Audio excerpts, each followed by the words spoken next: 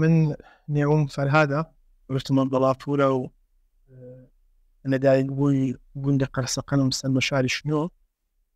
ساڵی 97 پاش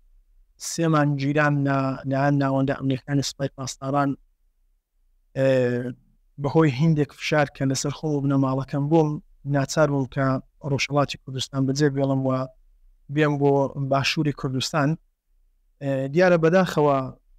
پێشتر برایەکی خۆم بە نێوی هیدایەتی عەبدوڵڵاپوور دوای جەڕیانی و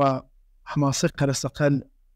گیراوە حکمی ناڕەوای سێداری بەسەردا سەپا پاشێکەوە سزایان بەسەردا سەپان 4 ساڵ لەمەوە پێش بەداخەوە شەوی 22 لەسەر 22 بانەمەڕ لەلایەن کۆمەڵێک کەس کە ببوون بە شاکری دۆسیەکەی و لەلایەن سوپای پاسدارانە پشتیوانی دەکران بە شێوەیەکی زۆر دەڕەندانە لە شاری شنۆ شەهید کرا و تەرمەکەشیان نەداینەوە. دەستخۆشیتان لێ دەکەم لەوەی کە بانکێشت بۆ بەرنامەی دوورە دیمەن بۆی کە دەنگی بنەماڵەکەم بم و بتوانین پێکەوە دەو ماوەی تا کە بەردەستە ئەوتوێ هیندێک وەزعەتی بنەماڵی شەهیدان لە نێو خۆوە جیراوانی سیاسی بکەین. بنەماڵەی زیندانیانی سیاسی و بنەماڵەی شەهیدان لە چ جۆرە بارودۆخێکتان؟ دەزانی کاتێک ئەمە باز لە بنەماڵەی جیاوانی سیاسی یا بنەماڵەی شەهیدان دەکەین دەبێت دقت بکەین کە ئەوانە کاتێک کە یەشێک لە خۆشەویستەکانیان لە ماڵن لەلایەن کۆماری ئیسلامیەوە شەهید کراوە یا ئەوەی کە گیراوە بە واتایە کە بە تەواوی ئەو بنەماڵەوە نێزیکانیان دەستشاردارە، چۆن وەک حەرزم کردن پێشەوەی کە ئەمن لەلایەن حتی سپاوە دەستگیر بکرێن برایەکەم دەستگیر کرابوو. هۆکاری دەستگیرکرانەکەی من ئەوە بوو کە ئەوان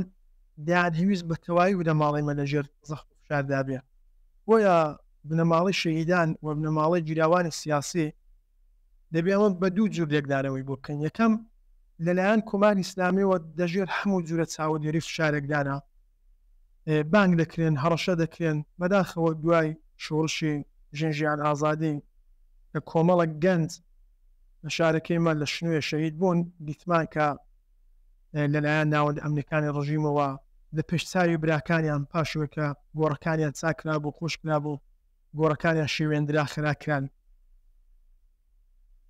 لەلایەنی کارە کە دەبێ مەسەرێنزی پێ بێنە دقەتی بکەین ئەوەیە کە ئەو بنەماڵانە لەلایەن خەڵکەوە ڕێزێکی تایبەتیان هەیە.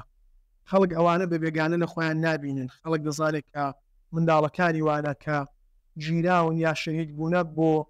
داواکردنی مافێکی ڕەوایە، مافی شخصی خۆیان مافێکی گشتیە کە داوا دەکرێن لە ڕژیمە کە چەوسێنەرە کە هەر ڕۆژە بە بەهانەیەشی کوردستان لە خاتە ژێر زەخت و فشار لەو پێناوە شەهید بوونە. بۆیە ڕۆژانە لەلایەن کۆماری ئیسلامیەوە وەک حەرزم کردن ڕەسەد دەکرێن، ساڵێک دادەنرێت کە لە نزیکەوە زاوسیان لەسەر بکرێن و ئەوەی کە قسەیەک ئەو بنەماڵی بۆ ناوەندە ئەمنەکان ببردرێت. لە حینی حاڵیشدا لەلایەنی تکانە کە چاو لێ بکەین خەڵکانێکی زۆر هەیە کە هەوڵەدا ئەو بنەماڵانە بپارێزە، یعنی کە مشکل و کێشانێک هەبێ بە جۆرە لە جۆرەکان بتوانن بوویان هەڵکەن. دیسانیش ڕژیم ئەو کەسانش ئازار دەدا کە لەو بنەماڵانە نزیک دەمنەوە. بۆیە زۆر کەسێ ناڕاستە خۆ یارمەتیوانە دەدا بە هەر شێوەیە کە هەبێ مەحنەوی بێ مادی بێ هیندە کاروشتیکانە بێت ئەوەش لە ئارادەیە. بەڵام ئەوەی کە گرنگە شاری ڕژیم بۆ سەر ئەو بنەماڵانە یەکجار زۆرە، یعنی هەر ڕۆژێ بە بەهانەیەک باکێشتیان دەکا ئازاریان دەدا. یعنی ئەگەر بتەوێت و مەسەلەن بۆ نمونە کوڕەکانیان کە دەچن بۆ خزمەتێکی جباری کە پێ دەڵە سەربازی هەوڵ دەدەن کە دووریان بکەنەوە، یعنی نزیک نەبوون لە شارەکەی خۆیان یا ئەوەی کە ئەگەر خوشێک یابرا یا کەسێکی هاوشۆرەتی خۆیان بیان هەوێ مثلا پاش ساڵانە خوێندن دایان بمەزرێن زان لە هەر کارێکی حکومی بربەستیان بۆ ساز دەکەن و ڕێگایان پێ نادەم. بنەماڵی جیراوانی سیاسی بەردەوام چاوەڕێی هەواڵی ناخۆشن کە حکم و سزای قورس بەسەر ڕۆڵەکانیاندا بسەپێ، هەواڵی وەی کە نەکا ڕژیم لە نێو خۆی زیندان یا لە ناوەندە ئەمریکان بەژوور بە جوورەکی ژار خواردویان کە یارزیێف شکەنجە لە نێویان باوە بڵە ئەوانە بخۆیان ئینجانێ لە دەستداوە. دیارە ئەوان هیچ دەسەڵاتێکیان نێک کە بیسەلمێنن کە ڕژیم ئەوانەی کوشتووە مۆردی ئەو جوورە هەبوو بەداخەوە هەر لە شۆڕشی ناش. بارودۆخی زیندانیان و ڕەفتاری کۆماری ئیسلامی بەرامبەر بەوان چۆنە؟ بارودۆخی جیراوانی سیاسی ئەو لازەی کە لەژێر لێکۆڵینەوەدانیا هیچ باش نییە، یعنی کۆمەڵێک پێدانیانی زۆرە ملیان پێ دەکەن لە ژووری تاکە کەسیان ڕادەگرن، ژووری تاکە کەسی بە مەودایکی زۆر ئەنواعی ئازار و ئەشکەنجەی ڕەوانی و جەستەی دەدرێن. ئاشانشکە دەدرێن بە دادگاکان ئەوان ناتوانن وەکیلەکی ئازادانە بخۆیان خاب بکەن کە بتوانێت داکۆچان لێ بکات. بۆ زۆربەی وەکیلانی کە دەژگیرێن یاوە پارێزەرانە تەسخیرینە سەر بە ڕژێمن هەر لەو باوەشکە لە زیندانێنە بنەماڵەکە لە ژێر لە کۆڵەوەدانە لێ حات بنەماڵەکانیان زۆر بە هاسان ناتوانن مەلاقاتیان بکەن، ناتوانن دەستدەستیان پێ هەبێ و ئەویش هەر بەو شێوە ناتوانە دەستدەستی بە تەلەفۆن هەبێکە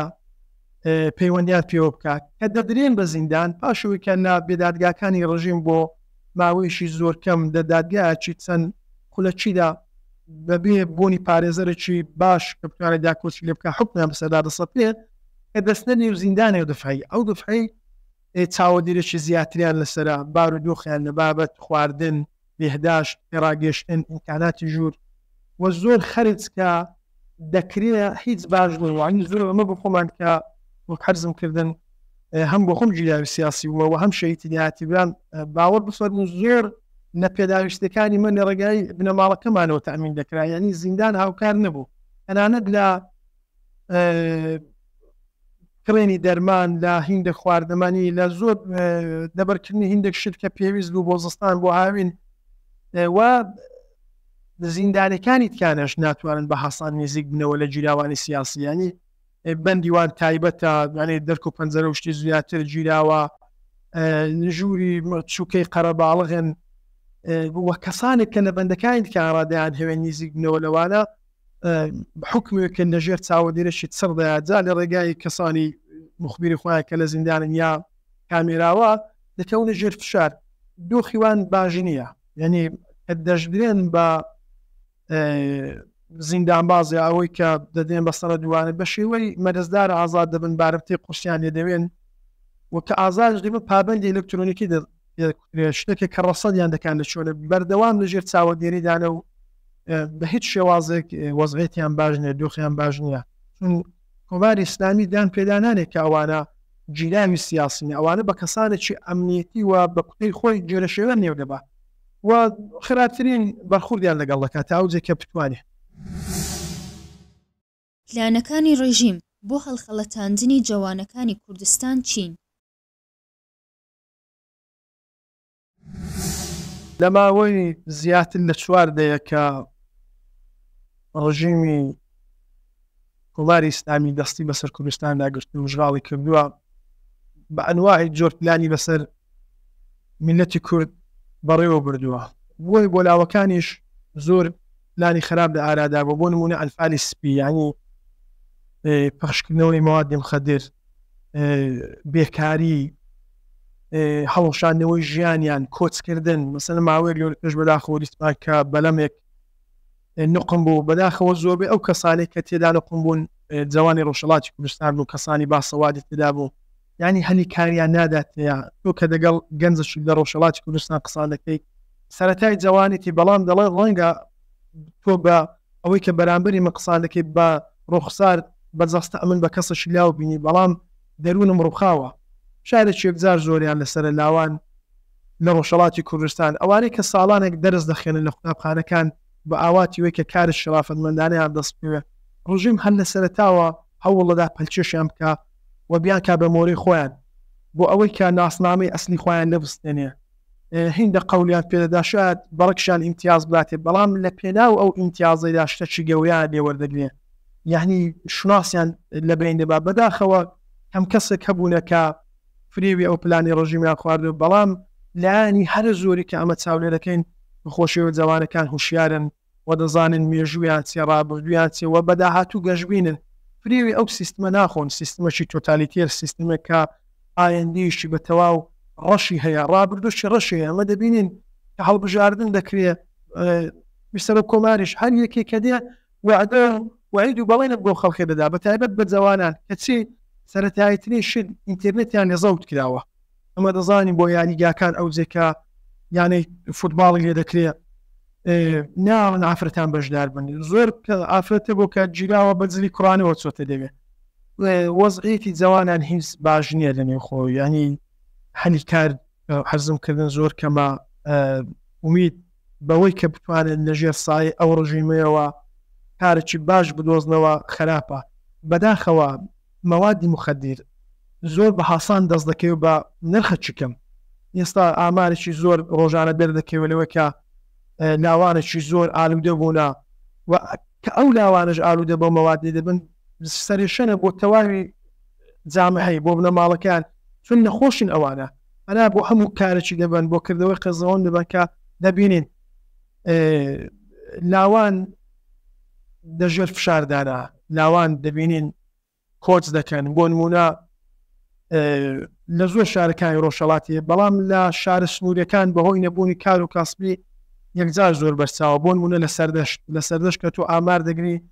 لە زۆر شوێن هەیە ینی گوندێکی بەڵام 300 ماڵی 100 جوانی وە دەرکەوتووە بۆچی کردووە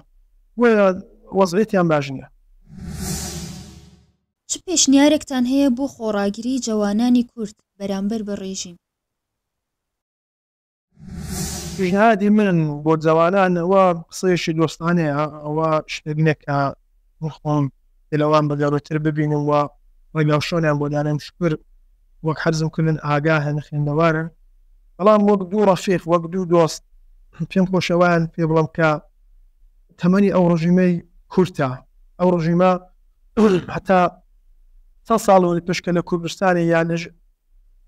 لە بەلوچستانی خەڵکیان دەچەوساندەوە ئێستا لە